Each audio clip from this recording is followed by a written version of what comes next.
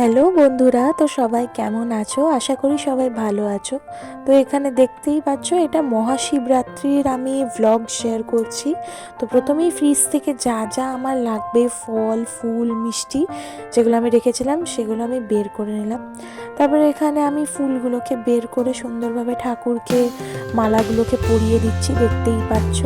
গোপাল ঠাকুর, লোকনাথ বাবা সবাইকে। আর এখানে আমার এরম আদি যোগীর একটা মূর্তি আছে। তো এই মূর্তিটায় আমি বিভূতি দিই। তো সেটাকে আমি প্রথমে ক্লিন করে নিলাম। এই আমার স্ফটিকের শিবলিঙ্গ আছে, এটাতেই অ্যাকচুয়ালি আমি পঞ্চামৃত অভিষেক করে শিব পুজো করেছি ব্রতের বিধান মেনে। আর এখানে ঘিয়ের একটা প্রদীপ আমি জ্বালিয়ে দিলাম প্রথমেই, কেননা মা ভৈরবী এখানে থাকে, আমার ইষ্টইনী। তো এখানে আমি সবার আগে সব পরিষ্কার টরিষ্কার করে মায়ের চরণ, ছবি সব কিছু পরিষ্কার করে এখানে মাকে কুমকুম আর হলুদ লাগাতে হয়। তো সেটা আমি দিয়ে দিচ্ছি প্রত্যেকটা স্বরূপকে। এখানে বড় মাও আছে, আবার মা দক্ষিণেশ্বরী, মা দুর্গা সেই রূপও রয়েছে। তারপরে এখানে দেখতেই পাচ্ছ, এইটা আমার খুবই ফেভারিট কর্নার, যেখানে আমার লক্ষ্মীর ঘট স্থাপন করা রয়েছে, জলশঙ্খ এবং এই ছোট্ট দুটো রূপোর মূর্তি রয়েছে। আর এই যে লক্ষ্মী গণেশ দেখছো, এটা আমি আমার মেয়ের জন্য চৈত্র মাসে আগে এনেছিলাম, নিয়ে পূর্ণিমায় প্রতিষ্ঠা করেছিলাম।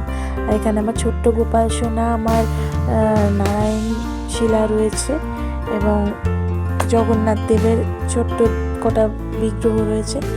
আর এখানে সাবু যেহেতু আমরা দিই প্রত্যেকবার শিবরাত্রিতে, বেলপানা আর সাবু মাখা দুধ দিয়ে আর কলা দিয়ে আমাদের মাস্ট। তো শিব ঠাকুরকে তাই কারণেই ভোগ রূপে দেবো বলে এখানে প্রথমে সাবুটাকে ভালোভাবে মেখে নিচ্ছি। তো প্রথমে আমি সাবু এখানে মোটামুটি 600 গ্রাম মতো রয়েছে, কেননা ফ্যামিলিতে আমরা 5 জন প্রসাদ গ্রহণ করব সেই মতো, এবং মানুষকে আশেপাশে দেবো। আর এই হচ্ছে বেলটাকে আমি প্রথমে এখানে ফাটিয়ে নিচ্ছি পুরো ভালোভাবে নিয়ে, এটার সমস্ত পাল্পটাকে বের করে চিনি দিয়ে ভালোভাবে গুলিয়ে জল দিয়ে করে এটার সুন্দর একটা জুস তৈরি হয়ে যাবে। তো এখানে দেখতেই পাচ্ছ, এটা অনেকটা পরিশ্রমের ব্যাপার। এটা তো এমনি ফাস্ট ফরওয়ার্ড এইভাবে মনে হচ্ছে খুব তাড়াতাড়ি হচ্ছে, কিন্তু অ্যাকচুয়ালি বেলপানা করা অনেকটা টাইম লাগে।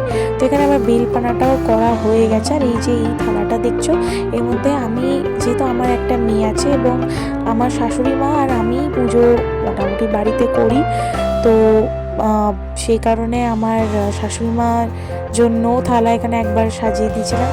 আর এই যে প্রদীপগুলো দেখছো, এগুলো ঘি বাতি বলে।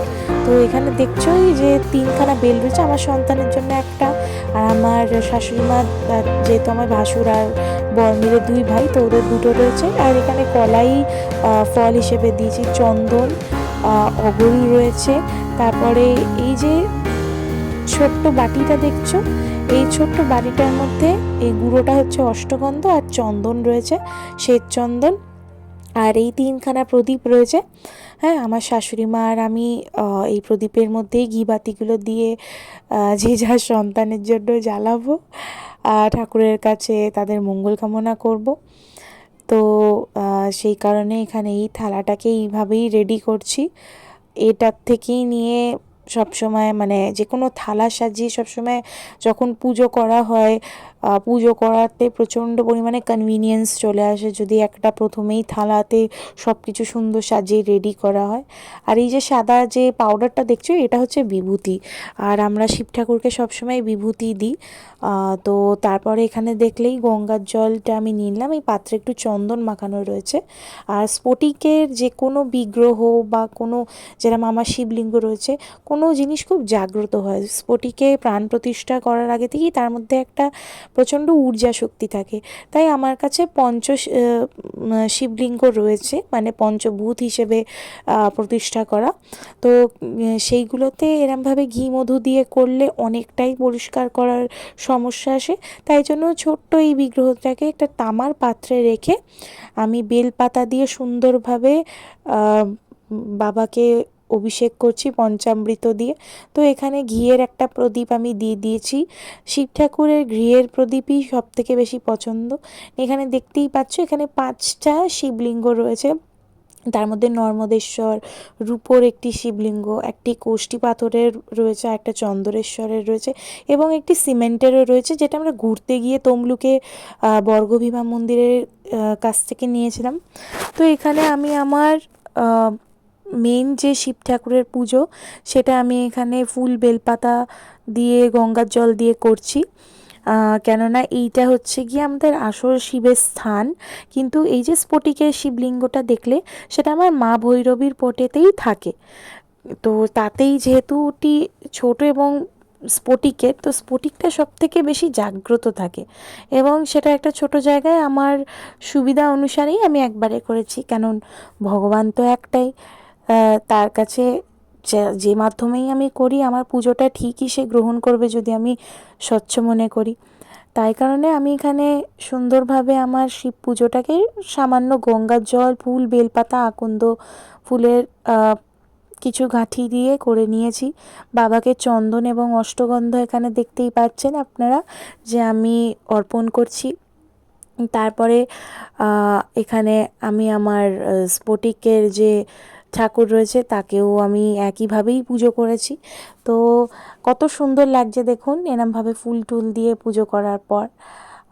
সত্যি বলতে এরমভাবে কোনো পুজো হলে খুবই ভাল লাগে।